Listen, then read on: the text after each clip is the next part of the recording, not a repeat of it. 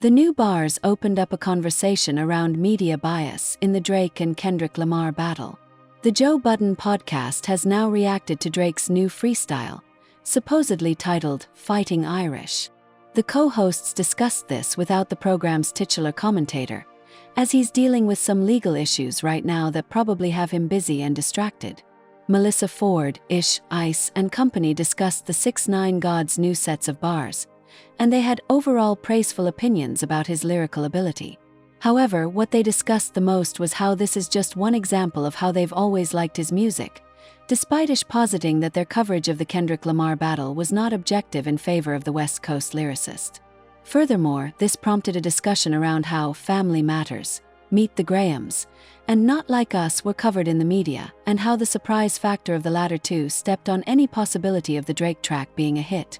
Regardless of where you stand on that, the Joe Budden podcast presented too many narratives for us to really call their coverage unfair or not. After all, much like with a lot of other hip-hop media, their thoughts on the battle were a natural result of the discourse and not anything that they had to force.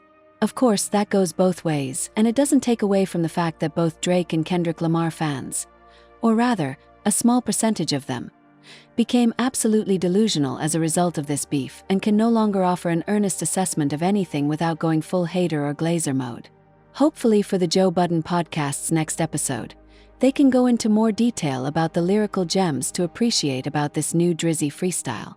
Much of that discussion revolves around all the people that Drake shaded through his bars, but not every bit of praise for a record has to depend on its shots these days, as much as 2024's rap beef warped that perception. From a rhyme scheme and sheer writing standpoint, you don't need to hand him the W to appreciate the solidly creative and impressive moments throughout.